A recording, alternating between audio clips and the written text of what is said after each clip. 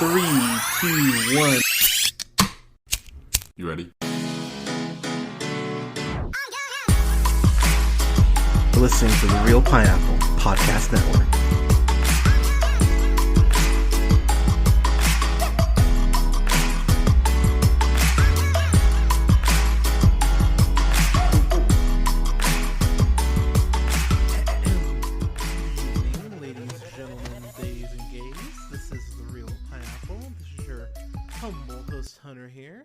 Hope you're having a great night, day, weekend, whenever you're checking this out. I've got a review for Are You There, God? It's Me, Margaret, which is directed and written by Kelly Fremon Craig, who you know from writing Ordinary Angels, Postgrad, and my favorite film of 2016, The Edge of 17, which starred Haley Steinfeld. So, okay, it's really interesting because I was sitting here watching this movie and I kept thinking, man, this would be a great double feature of The Edge of 17. And it is. It is a great double feature of The Edge of 17. I'll probably watch both of these together at some point soon. But I love this movie. I'm just going to get that out of the way. I fucking adore this movie. I think this movie's brilliant. I think it is wonderful. I think it's charming. I think for teenage girls especially, this will be something that they can watch and feel seen and laugh and cheer. And I'm really happy this movie exists. And so much of the charm is because of Abby Ryder Fortson, who of course you know most recently from playing Cassie Lang in Ant-Man and Ant-Man and the Wasp. So I'm going to get this out of the way. I understand why they cast what's her name? Newton, the girl from Freaky, whose name I'm totally blanking on, Kathryn Newton. There we go. I understand why they cast Kathryn Newton as Cassie. They wanted to age her up and probably make her a little hot. Like, I get that, fine. What does bother me though is that Abby Ryder Fortson had that chemistry with Scott Lang, Paul Rudd, and I think it would have been cool to actually see her grow into the role of Cassie. And if this role's any indication, Feige and his crew, all due respect to Kathryn Newton, they made a mistake, because Abby Ryder Fortson is incredible in this, and it makes me horribly excited for the rest of her career, and I can't wait to see what she does next. She's incredible in this, and what I appreciate about her portrayal of Margaret is she's naive, but she's intelligent. And that's a very hard balance to strike. She's a very smart kid, but she just doesn't know things about the world yet. And it's really interesting to see how, and I don't want to spoil too much, but it's interesting to see how her journey of seeking what religion means to her. It's very interesting how she gets on that path. It's very interesting to see what she finds on that path, and really what the film has to say about relationships and about religion and about growing up. It has quite a bit to say, and it says everything eloquently and just beautifully, and I really found myself sitting there. It reminded me in many ways of something like Netflix's The Babysitter's Club, which I'm still horribly upset that shit got canceled, because it didn't deserve to, because that show is incredible. It's on Netflix, 2 seasons. You should watch it if you haven't seen it. But it reminded me of that in the sense of, wow, you have this amazing vehicle for young girls where they're actually going to feel like someone's speaking to them and not talking down to them. Like, they're going to actually feel seen and feel hopefully inspired and just able to, make mistakes and be a kid and just grow up and not stress as much about it. And this film does such a great job of really portraying Margaret as this person who just wants to do the right thing, and it sounds so simple and cliche, but at the end of the day, she just wants to be happy, and she wants people around her to be happy. She's not being evil or vile or anything. She really just wants to find her place in the world. And the biggest surprise for me, because I had no idea she was in the movie, because I hadn't seen a trailer for this. I think I'd seen like a mini trailer or like a TV spot, but Kathy Bates is in this movie. She plays Sylvia Simon, who's her grandma. And the relationship between Margaret and Sylvia, the acting between Fortson and Bates is top shelf, top tier shit. Fortson is incredible acting alongside Bates, and I was really happy that they didn't do like this. Oh, you're old. How can you relate to your grandkid? They they're two peas in a pod. They are birds of a feather.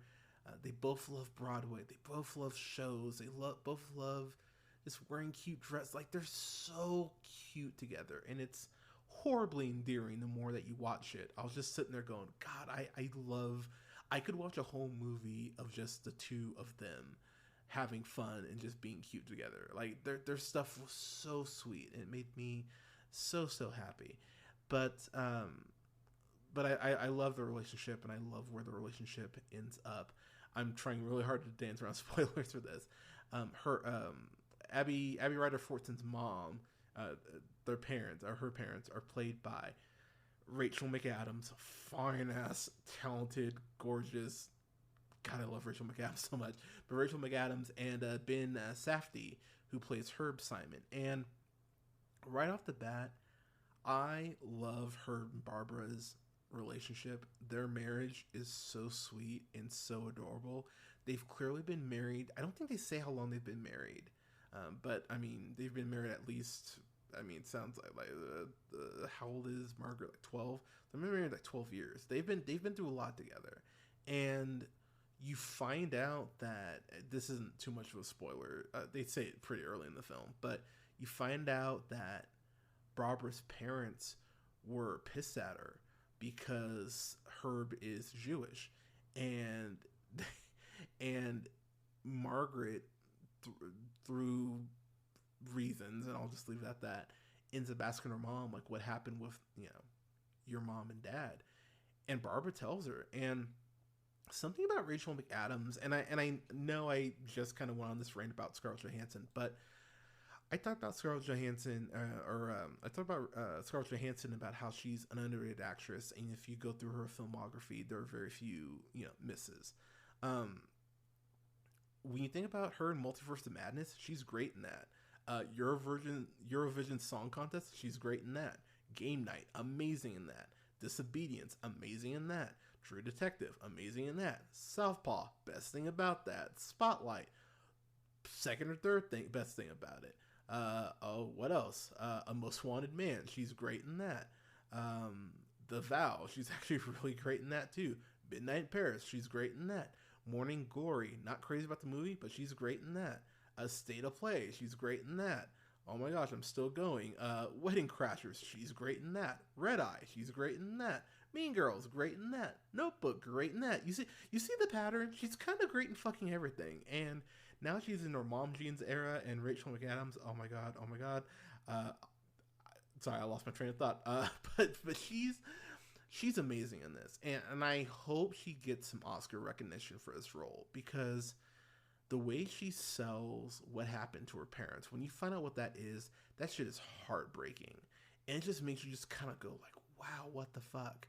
And Ben Safdie, who you most likely know from Uncut Gems, is most likely what you know him from. If you don't know him from that, you probably know him from Good Time. He's amazing and great. He's amazing in Good Time. Oh my god, he's great in Good Time.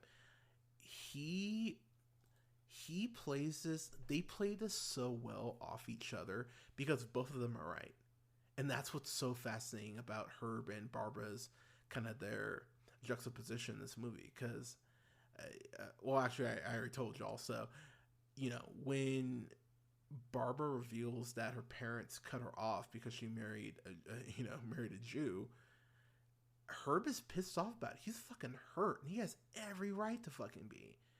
But then there's a point where Barbara's parents reach back out, and this is a mild spoiler, so I don't feel bad. But they reach back out, and Herb's first reaction is to go like, why are you letting them back into our lives? Like, what good can this do? And she just looks at him and goes like, they're my parents. And it's like, maybe they were sorry. maybe they realize that they're sorry. And at the same time, I'm sitting there going, I get why both of you feel the way you do, and I actually agree with both of you. Because on Herb's end, fuck them. They haven't talked to us in 12 years, because of their selfishness. They flat out said they haven't met Margaret yet. So you're just like, oh my god, you haven't talked in at least 12 years. That's fucking nuts. But Barbara's right in the sense of they're her parents, and maybe they're reaching out because they have learned their lesson. They want to mend fences, and it's a very dicey thing. And there are several emotional beats where I found myself going, I did not expect it to do that, and I'm actually very impressed that you did this. This movie also shows all of the wonderful, incredible awkwardness of being a teenager. There's a point where she goes bra shopping, and by the way, the person who sells her the bra, bitch and a half, because she even makes this comment about like, oh, are you sure you need a bra, sweetie? It's like, I don't know why I went from like a deep voice to a high pitch, but I don't know why I did that. It's fine, but yeah, she goes like, oh, are you sure you need a bra, sweetie? Ha ha! Like it's such a apparently Mickey Mouse worked there, but it's such a shitty way to make her feel. And even Margaret kind of looks at her like, the fuck did I do to you? Like Abby Ryder Fortson, I really love her facial expressions in this, because there's just points where she looks exasperated, but very much in the way that a teenage girl does look exasperated. I've worked retail. I can tell you I've seen that look a lot, and it's usually when parents are trying to be hip. But I loved her facial expressions. She sells so much of the story just through her facial expressions. But Margaret has a couple friends, Janie, who's played by Amari Alexis Price, and then Nancy, who's played by Elle Graham. I adore both of them in this movie. They both fit the roles perfectly. You most likely know Ellie Graham from, I recognize her from Swamp Thing because she played Susie on there. She's great on there. And then Amari Alexis Price, you probably, this is actually her big debut. So good for you, Soul Sister. They both do a great job in here. And what I appreciate about Nancy is that she's very much that kid who feels like she needs to be perfect because she's still figuring it out. And it's really quite sad because she really does just want. Oh, and Gretchen's the other person in the group, who's played by Kathryn Newton Kupfer is what I'm gonna go with. They all do a great job, and I really found myself just feeling bad for Nancy because her parents, her mom especially, is like that mom where she's head of the PTA and she's always trying to get people signed up for committees and shit, which she is able to rope Barbara into. But she's very much that mom, and it feels like, Nancy would just like her parents to just say hi to her and just be nicer to her and not ignore her. It's actually kind of sad, and I felt bad for her.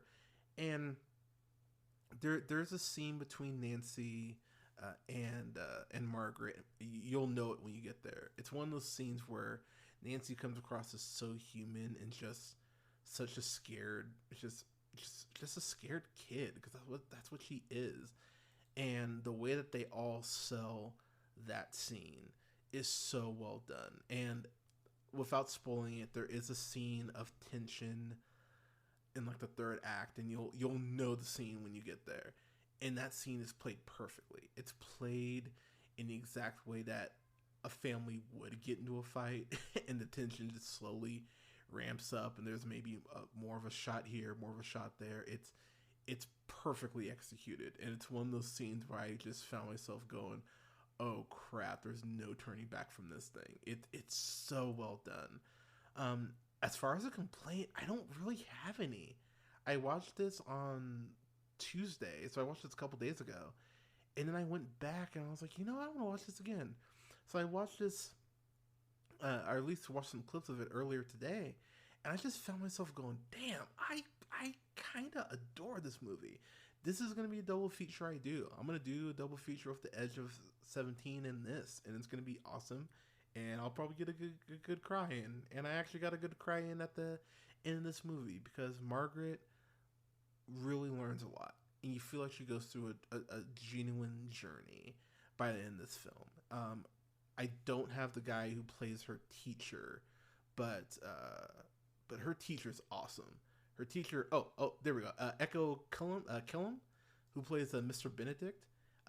I wish we got a little more Mr. Benedict. You know him most likely as Curtis from Curtis Holt from Arrow, and then he was also that's most likely what you know him from. But he's great in here, and again, I wish we would have gotten a little more of him. I was a little sad about that, but for what we do get of him and Margaret, him and Abby Ryder Fortson have great chemistry.